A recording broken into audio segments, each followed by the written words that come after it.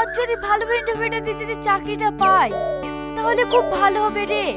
তাই বলছি আমারও খুব অভাবের সংসার, চাকরিটা হয়ে গেলে আমারও খুব ভালো হয়। এই কালা, এখানেও চলে এসছি। ভালো ভালো বলছি রাস্তা সাইড দে। তোর কোনো কথা শুনবো না। আমি তোকে অনেকবার প্রপোজ করেছি, আর তোর বিনিময়ে তুই আমাকে অপমান করে গেছি। তার আজ শুধু আসলে ওষুধ করবো। বল ভালোবাসি কিনা? আমি যদি মরে যাই না তো তোর মতন ভিখারি বাচ্চাকে ভালোবাসবো না। আমি ভিখারি বাচ্চা আর তুই খুব বড় লোক হয়ে গেছিস না? এই ধর তো, চল হাট। আমাকে ছেড়ে দে বলছি, ছেড়ে দে, নয়তো তোর কপালে অনেক কষ্ট আছে। এই কে তুই? রাস্তার মাঝখানে এভাবে দাঁড়িয়ে আছিস? আমার পরিচয় জেনে তোরে কোনো লাভ নেই। মেয়েটাকে ভালোভাবে ছেড়ে দে। এই কে তুই? তোকে চিয়া চিয়া লাগছে। ভালো করে লক্ষ্য করে দেখ, চিনতে পারিস কিনা। স্যার আপনি? হ্যাঁ স্যার, আমি চিনতে পেরেছি। স্যার আমি চিনতে পেরেছি। আমার ভুলে গেছি স্যার, আমাকে ক্ষমা করে দেন। স্যার স্যার, আমাদের কোনো দোষ নাই, ইয়ে আমাদেরকে ভাড়া করে লেনছে। শোন, এই প্রথমবার তোদেরকে ক্ষমা করে দিলাম। এর পরের বার যদি মেয়েটাকে ডিস্টার্ব করিস না, তাহলে তোদের চোখ তুলে কাককে খাই দেবো। চল সরে গেছে কি। আপনাকে অনেক অনেক ধন্যবাদ। আপনি যদি না থাকতেন না তাহলে আমাদের কি যে হতো। ধন্যবাদ দেওয়ার কোনো দরকার নাই, এটা আমার কর্তব্য। তোমাদের বাড়ি কোথায় বলো, আমি তোমাদেরকে পৌঁছে দিয়ে আসছি। না হলে ওরা আবার তোমাদের পিছু লাগতে পারে। আপনাকে একটা কথা জিজ্ঞেস করছি, কিছু মনে করবেন না। আপনি কে? আমি তোমাদের মতোই সাধারণ একটা মানুষ। চলো তো। না না স্যার, আর বাড়ি যাবো না, সামনে একটা ইন্টারভিউ দিতে যাবো। ও আচ্ছা, চলুন তাহলে।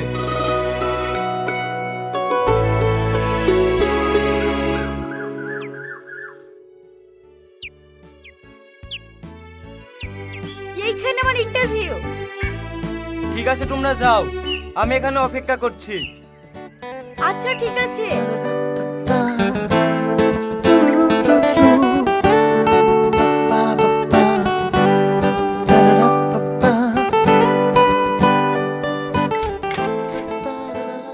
ম্যাম আসবো?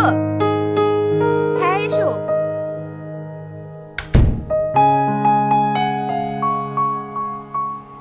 তোমার কোনো ডিসিপ্লিন নেই? কেন ম্যাম? তুমি এখানে কার অনুমতিতে বসলে? সরি ম্যাম, আমার ভুল হয়ে গেছে। কোনো ডিসিপ্লিন নেই, সব আনকালচার কোথাকার। দেখি তোমার ফাইলটা দেখি। এলেন ম্যাম।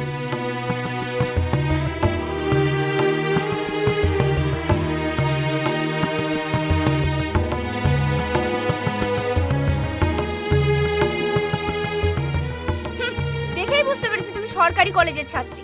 তোমার চাকরি হবে না, যাও। কেন ম্যাম? আমরা সরকারি কলেজে পড়েছি বলে আজ আমাদের চাকরি হবে না? হ্যাঁ হবে না, প্রাইভেট কলেজ থেকে যারা পাশ করে এসেছে শুধু তাদেরই চাকরি হবে। বাহ ম্যাম বাহ, আজকে আপনাদের জন্য সাধারণ ঘরের ছেলে মেয়েরা চাকরির আশা করতে পারছে না। এই তুমি বেশি জ্ঞান দিও না তো, ভালোভাবে বলছি ঘর থেকে বেরিয়ে যাও, না হলে ঘাট ধাক্কা দিয়ে বের করে দেবো। যাও এখান থেকে। আপনাকে বার করে দিতে হবে না ম্যাম, আমি নিজে চলে যাচ্ছি।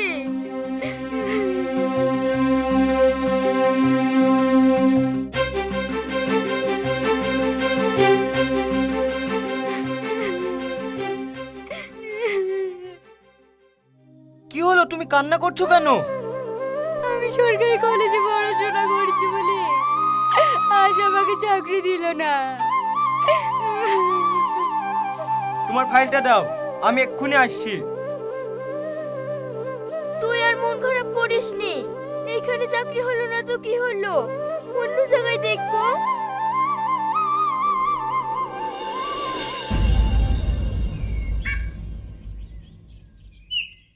তোমার চাকরি হয়ে গেছে, এই নাও তোমার জয়েন লেটার। কাল থেকে তুমি চাকরিতে জয়েন করবে। আমার চাকরি হয়ে গেছে, আজ আমি কত খুশি। আপনার কাছে কি বলে ধন্যবাদ জানাবো, আমি ভাষা খুঁজে পাচ্ছি নি। ঠিক আছে ঠিক আছে, চলো তোমাকে বাড়ি পৌঁছে দিয়ে আসি।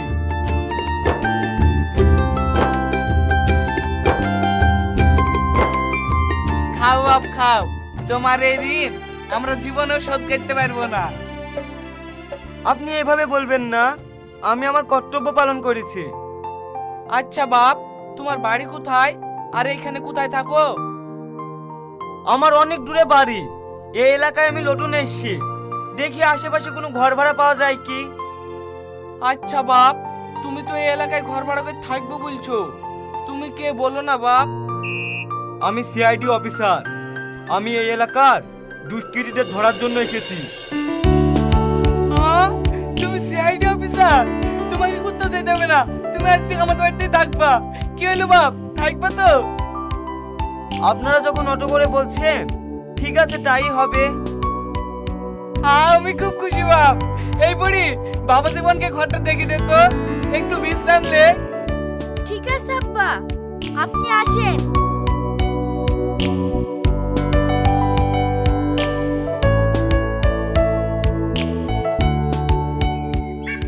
জানো, তোমাকে না যতই দেখছি ততই আলাদা লাগছে। হঠাৎ এই কথা কেন? আমি স্বপ্নেও ভাবতে পারিনি যে সিবিআই অফিসার আমার বয়ফ্রেন্ড হবে। তুমি না একেবারেই পাগল, কপালে যার যেটা লেখা আছে সেটাই হয়। তুমি জানো, তোমার আমার ভালোবাসার কথাটা আজ আমি আব্বাকে জানিয়েছি। তাই নাকি? তাহলে তোমার আব্বা কি বললো? আব্বা বলিছে তোমার আমার বিয়েটা এক সপ্তাহ মধ্যেই দিয়ে দেবে।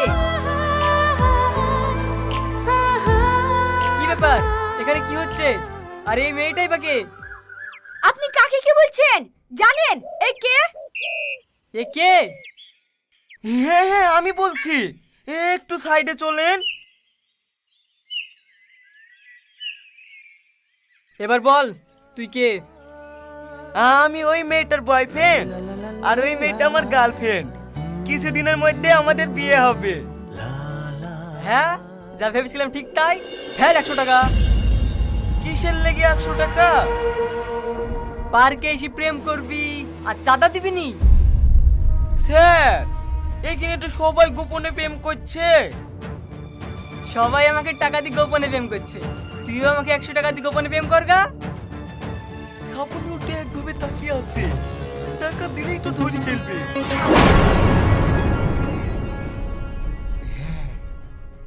এলেন স্যার। লক্ষ্মী জিনিস কি পায়ে ফেলতে আছে? বাবা রে, পুলিশ আমার বয়ফ্রেন্ডকে প্রণাম করছে। সত্যি কপাল করে একটা মনে মানুষ পেয়েছি। সত্যি স্যার, আপনি একজন দায়িত্ববান অফিসার। আসুন স্যার, আপনি আমার বুকে আসুন। এটা তোমার কর্তব্য। হ্যাঁ, ঠিক আছে। এই রহন শোন, তোর মেয়ের বলে বি দিছি। হ্যাঁ ভাই, কাল কি বি?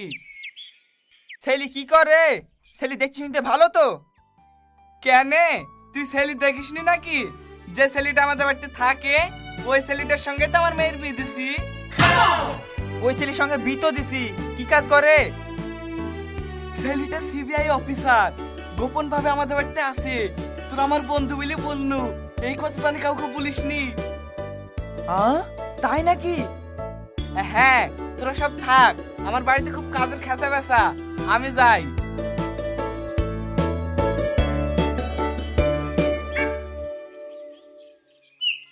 আজলামপুর নিবাসী রহন কবিরাজের কন্যা মোসাম্মদ শ্রাবণী খাতুন 10,001 টাকা দেনমোহরের পরিবর্তে তোমাকে বিয়ে করতে রাজি আছে। তুমি কি কবুল? বাপ, ওইভাবে ঘাড় লাড়ালে হবে না, বলো বাপ আলহামদুলিল্লাহ কবুল করিলাম। বন্ধ করুন এই বিয়ে, ও হচ্ছে একটা চিটার। এই, ওকে অ্যারেস্ট করো। স্যার, আপনি কাকে অ্যারেস্ট করতে এসেছেন? আপনি জানেন ও একটা সিবিআই অফিসার। ও কেন সিবিআই অফিসার হবে? ও একটা বড় ধরনের চিটিংবাজ। আগে ও চিটার করে খেত, আর এখন নকল সিবিআই সেজে আপনার মেয়ের সঙ্গে বিয়ে করছে। স্যার, আপনার কথা ভুল হচ্ছে। ওর সাথে থেকেছে আমি দেখেছি, একটা বড় ধরনের অফিসারও পারবে না। ও কি এমন কাজ করেছে যে তুমি দেখে অবাক হয়ে গেছো? আমি দেখেছি মস্তান ওকে ভয় করছে। আবার আমার চাকরি হয়েছিল না, ওর এক কথাতে আমার চাকরি হয়ে গেছে। আবার ওকে পুলিশে প্রণাম করছে। এগুলো কি সব মিথ্যে? হ্যাঁ মিথ্যে, আমি সব তদন্ত নিয়েছি। কনস্টেবল, ওদেরকে ভিতরে নিয়ে আসো তো।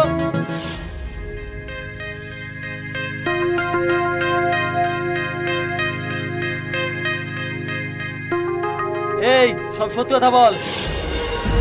আমি বলছি স্যার, সেদিন আমি গিফট সিং করার লাগি শফিক আম থেকে টাকা দিয়েছিল। এবার তুমি বলো, শফিকের কথা শুনে তুমি কেন চাকরি দিয়েছো? কেন চাকরি দিয়েছি জানেন?